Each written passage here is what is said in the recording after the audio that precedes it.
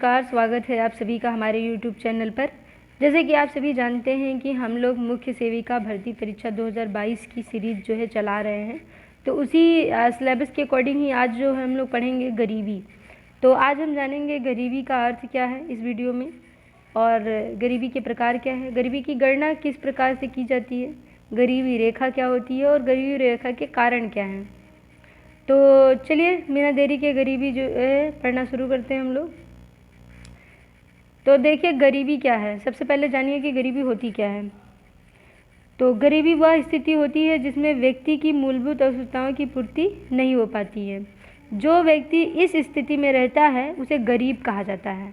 कहने का मतलब है जो भी मूल आवश्यकताओं की पूर्ति व्यक्ति नहीं कर पा रहा है वह व्यक्ति क्या है, गरीब है। गरीब व्यक्ति को मूलभूत आवश्यकताएं रोटी कपड़ा मकान भी नहीं नसीब हो पाता है, जिसके बिना जीवन यापन करना मुश्किल ही नहीं असंभव है।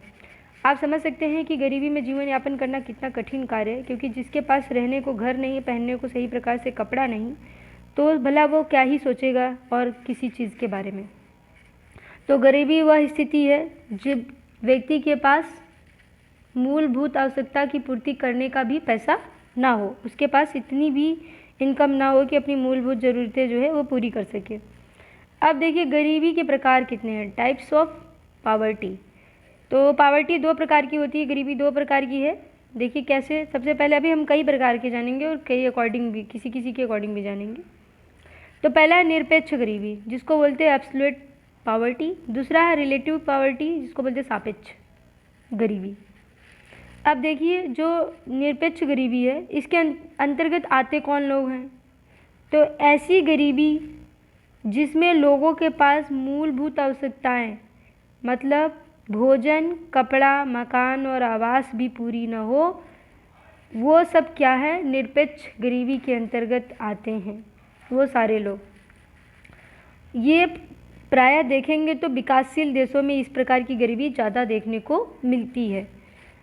तो आई होप्स कि अंडरस्टैंड हो रहा होगा आप लोग को। निरपेक्ष गरीबी में जो गरीब होते हैं वो अपनी मूलभूत आवश्यकताओं की भी पूर्ति नहीं कर सकते। अब देखिए निरपेक्ष गरीबी की गणना कैसे की जाती है। तो न्यूनतम उपभोग व्यय, हेड काउंट रेशियो, इसमें क्या होता है, खान पान चेक करते हैं, उसका जो है आकलन करते हैं, कमा कितना रहा है व्यक्ति और व्यय कितना कर रहा है, इसके आधार पे जितना कमा पा रहा है उतना उपभोग कर पा रहा है कि नहीं, इसीलिए इसको बोलते हैं न्यूनतम उपभोग का व्यय। कितना उसका व्यय है, कितना उसका इनकम है, इसके आधार पे गणना करते हैं। अब हम आगे पढ़ेंगे रिलेटिव पावर्टी। कहने का मतलब है सापेक्ष गरीबी क्या होती है और ये कौन से देशों में ज़्यादातर देखने को मिलती है। तो देखिए विभिन्न आय वर्गों के बीच आय की असमानता को दर्शाता है। जो रिलेटिव पावर्टी है, लोगों में जो आय का अंतर है, किसी की आय ज़्यादा है किसी की आय कम है, तो इस अंतर को लेकर ही जो सापेक्ष गरीबी को बनाया गया है। इस प्रकार की गरीबी विकासशील देशों में ज़्यादा देखने को, विकसित देशों में ज़्यादा देखने को मिलती है। विकासशील गरीबी जो है कहाँ है, विकासशील गरीबी में ये होता है दोस्तों कि उनको मूलभूत आवश्यकता की पूर्ति नहीं हो पाती है और ये विकसित कर रहे देश, जैसे उनका अभी विकास का स्तर ही चल रहा है। लेकिन जो आपकी सापेक्ष गरीबी है ये विकसित हो चुके देशों में, जो विकसित देश हैं वहाँ पे देखने को मिलती है, क्योंकि आप देखेंगे प्रायः उनकी आय में अंतर देखने को मिलता है। अब इसकी गणना कैसे करते हैं सापेक्ष गरीबी की, तो लॉरेंस वक्र के आधार पे आय की गणना की जाती है और ये देखा जाता है कि लोगों के आय में कितना अंतर है। ठीक है, अब आगे देखिए अपने इंडिया में गरीबी का मापन कैसे किया जाता है। अगर हम बात करें 1 जनवरी 2015 से पहले, तो योजना आयोग करती थी, गरीबी की गणना योजना आयोग करता था। लेकिन अब 1 जनवरी 2015 से इसका नाम बदलकर नीति आयोग कर दिया गया है। तो आप समझ रहे होंगे कि अब हमारे भारत में जो आय की गणना करता है वो नीति आयोग करता है। और नीति आयोग का अध्यक्ष कौन होता है, तो पीएम जो होता है, जो प्रधानमंत्री होते हैं भारत के, वही प्रदेश अध्यक्ष होते हैं। इसके बाद एक उपाध्यक्ष होता है। लेकिन जो नीति आयोग है ये गरीबी की गणना करता कैसे है, कौन सा नियम उपयोग में लाता है, तो कैलोरी उपभोग के आधार पर ही नीति आयोग जो है गरीबी की गणना करता है। कैलोरी उपभोग आधार होता क्या है? तो कैलोरी उपभोग के आधार पर गणना देखिए किस तरीके से करता है। ये क्या कर दिया है भारत में, क्या है ना कि ये डिसाइड कर देते हैं कि गांव के लोग कितनी कैलोरी का उपयोग कर रहे हैं और शहर के लोग कितनी कैलोरी का उपभोग कर रहे हैं। अगर जितनी एक कैलोरी डिसाइड कर दी, कैलोरी मतलब समझ ही रहे हैं आप, जितना खा रहे हैं, जो ऊर्जा हमें चाहिए पर डे, एक पार्टिकुलर दिन में रोज़ हमें कुछ ना कुछ जो है एक डिसाइडेड एनर्जी की ज़रूरत होती है। जैसे किशोरा अवस्था है तो उसकी अलग जो है कैपेसिटी है, प्रौढ़ हो गए तो उसकी अलग है, और बच्चे हैं तो उनकी अलग है। तो एक कैलोरीज डिसाइड कर दी जाती है और बनाई गई है। हालांकि हम लोगों को हर दिन ऊर्जा की जो आवश्यकता है जितनी उतनी मिलनी चाहिए। तो गांव में डिसाइड की गई है 2400 किलो कैलोरीज और शहर में डिसाइड की गई 2100 किलो कैलोरीज। अगर 2400 किलो कैलोरीज कोई ग्रामीण वासी पूरी कर पा रहा है, एक दिन में 2400 कैलोरीज ले पा रहा है, इतना खा पा रहा है कि उसको इतनी एनर्जी मिल जा रही है, तो वो गरीब नहीं है बल्कि अमीर है। इसी तरह शहर में क्या है, अगर 2100 किलो कैलोरीज ऊर्जा एक दिन में शहरी व्यक्ति वहन कर पा रहा है, इतनी उसके पास कैपेसिटी है, इतनी आय है कि उतना वो खा पा रहा है, इतना ले पा रहा है, तो वो क्या है, गरीब नहीं है बल्कि क्या है, अमीर है। तो भारत में देखिए अलग अलग तरीके से जो है मापन है, ये तो हमें नहीं, ये सही तरीका नहीं वैसे देखा जाए तो। गरीबी आकलन का डेटा प्रसारित करने का काम कौन करता है? हमने बताया गणना कौन करता है, ध्यान रहे नीति आयोग। नीति आयोग आया कब, नाम मतलब योजना आयोग का नाम बदल के नीति आयोग कब कर दिया गया, तो 1 जनवरी 2015। अब देखिए इसको प्रसारित कौन करता है, मतलब डेटा बना के प्रसारित कौन करता है। तो NSSO national sample survey organisation, राष्ट्रीय प्रतिदर्शिता सर्वेक्षण कार्यालय पहले ये करता था, लेकिन कब, 23 मई 2019 से पहले। लेकिन अब इसका नाम बदल कर क्या कर दिया गया, 23 मई 2019 के बाद इसका नाम बदल के NSO कर दिया गया है, नेशनल स्टैटिस्टिकल ऑफिस, राष्ट्रीय सांख्यिकी कार्यालय। तो आप एक बार फिर से रिकॉल जरूर कर लीजिए, पहले जो है इसकी अपने भारत में पॉवर्टी की गणना कौन करता है, नीति आयोग, और लेकिन इसको प्रसारित कौन करता है, तो प्रसारित करता है NSO नेशनल स्टैटिस्टिकल ऑफिस, राष्ट्रीय सांख्यिकी कार्यालय। अब देखिए समय के आधार पर गणना, समय के आधार पर गणना मतलब गरीबी कितने प्रकार की होती है, समय के आधार पर गरीबी कितने प्रकार की होती है ये देखेंगे। अब देखिए सबसे पहले चिरकालिक गरीबी, फिर अल्पकालिक गरीबी और गैर निर्धन। क्या है, गैर निर्धन, जो कभी निर्धन ही नहीं होते, गरीब होते ही नहीं। तो आप जानते हैं लॉन्ग टर्म गरीबी होती क्या है। लॉन्ग टर्म जो गरीबी है वो 2 प्रकार की होती है, एक तो सदैव जो गरीब रहते हैं, हमेशा ही गरीब रहते हैं, एक जो है जनरल गरीबी। जो सदैव गरीब रहते हैं उनकी क्या दशा रहती है, जैसे भिखारी हो गए, ये क्या है, सदैव गरीब रहते हैं, उनकी गरीबी सदैव बनी रहती है, पूरे जीवन और पूरा जीवन पर्यंत वो क्या रहते हैं, गरीब रहते हैं। लेकिन जो जनरल गरीबी होती है इसके अंतर्गत क्या आता है, जिसको बोलते हैं सामान्य गरीबी। ध्यान रखें, एक तो सदैव गरीबी, दूसरा सामान्य गरीबी। अब ये पार्ट किसके हैं, चिरकालिक गरीबी के हैं, लॉन्ग टर्म गरीबी है, पावर्टी है, लॉन्ग टर्म पावर्टी। अब देखिए यह गरीबी रेखा के आसपास रहते हैं, जो ये गरीब लोग हैं गरीबी रेखा के आसपास रहते हैं, गरीबी रेखा को पार नहीं कर पाते। जैसे रोड पे लगाने वाले क्या है, रोड पे देखिए सब्जी बेचने वाले हो गए, और फुल्की बेचने वाले, पानी की बोतल बेचने वाले, रेवड़ी लगाने वाले, ये सब क्या है, ये गरीबी रेखा के आसपास रहते हैं। अभी हम समझेंगे गरीबी रेखा क्या होती है, मुझे पहले आपको वही समझाना चाहिए था, पर फिलहाल अभी ये जान लीजिए, ये गरीबी रेखा, एक गरीबी रेखा डिसाइड कर दी जाती है, उसको वो पार नहीं कर पाते हैं बल्कि उसके आसपास ही रहते हैं। अब हम समझेंगे अनियमित गरीबी क्या होती है। अनियमित गरीबी जो होती है वो अल्पकालिक गरीबी का प्रकार है, ये शॉर्ट टर्म पावर्टी है। इसमें क्या होता है, इन रेगुलर पावर्टी, अनियमित गरीबी इन रेगुलर पावर्टी, दूसरी इसी के अंतर्गत आती है चक्रीय गरीबी, साइकिल पॉवर्टी। ये किसके पार्ट हैं? तो ये अल्पकालिक गरीबी के पार्ट हैं। तो जैसे कि इसके दो पार्ट थे लॉन्ग टर्म गरीबी के, उसी तरीके से शॉर्ट टर्म पॉवर्टी के दो पार्ट हैं। तो अनियमित या जो इनरेगुलर जो पॉवर्टी है, कभी जो ये इस तरीके के गरीब होते हैं, कभी गरीबी रेखा को पार कर लेता है, कभी नहीं कर पाता है, कभी गरीबी रेखा पर ही चलता रहता है। ठीक है, क्या है? जैसे मानिए इनका ग्राफ कैसे होता है। एक मज़दूर, जिसको मान लीजिए मज़दूर होते हैं, ये हमारी जो है गरीबी रेखा ग्राफ, कौन सी गरीबी है ये? तो इनरेगुलर गरीबी है, इरेगुलर है, अनियमित गरीबी है। जैसे मान लीजिए कोई मज़दूर है, उसको काम मिला, तब तो उसकी गरीबी ऐसे भाई अमीरी में बदल गई थोड़ी सी, फिर गरीब काम मिला तो नहीं मिला तो ऐसे नीचे आ गए, मिला तो ऊपर आ गए। तो इनकी जो गरीबी रेखा है, वो गरीबी रेखा जो इनकी गरीबी है, वो कभी भी क्या करते हैं, गरीबी रेखा को पार नहीं कर पाते हैं, बल्कि गरीबी रेखा पर ही चलते हैं। कभी वो सही मतलब थोड़ा सा काम मिला तो अच्छे हो गए, उनकी आय अच्छी हो गई, नहीं मिला तो भाई फिर से वो पॉवर्टी लाइन पे घूम रहे हैं, इधर उधर पॉवर्टी लाइन के आसपास ही बने रहते हैं। अब देखिए चक्रीय गरीबी क्या होती है। चक्रीय गरीबी, इसको साइकिल पॉवर्टी भी कहते हैं, इसको मौसमी गरीबी भी कहते हैं। क्या कहते हैं? मौसमी गरीबी, मौसम के अकॉर्डिंग गरीबी आ जाती है। इस वर्ग में जो है कौन आता है? तो किसान वर्ग आते हैं इस गरीबी में।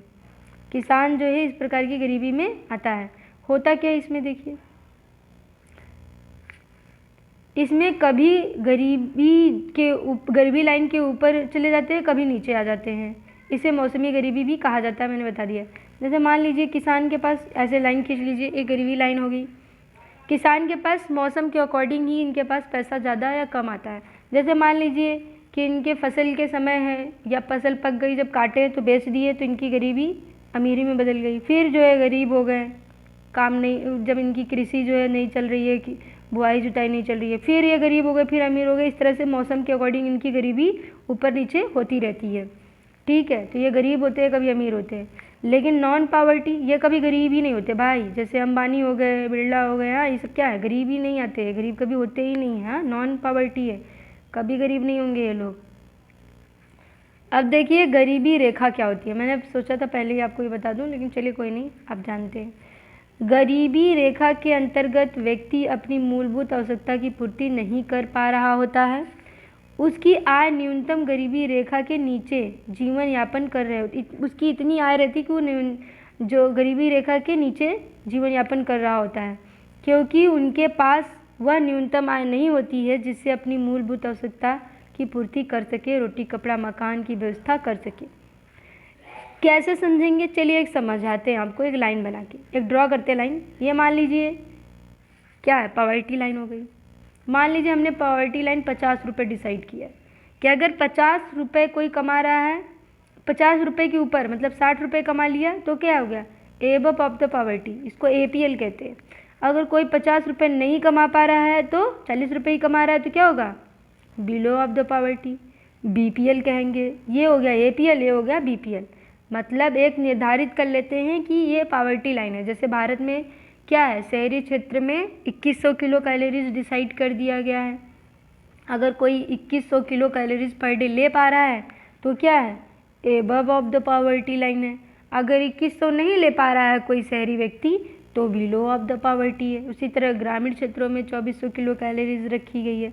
लेकिन बाकी सब देशों में और बाकी जगहों पर ऐसा नहीं है, वो दूसरी तरीके से मतलब उसको जो है जोड़ते हैं कि गरीबी कैसे होता है।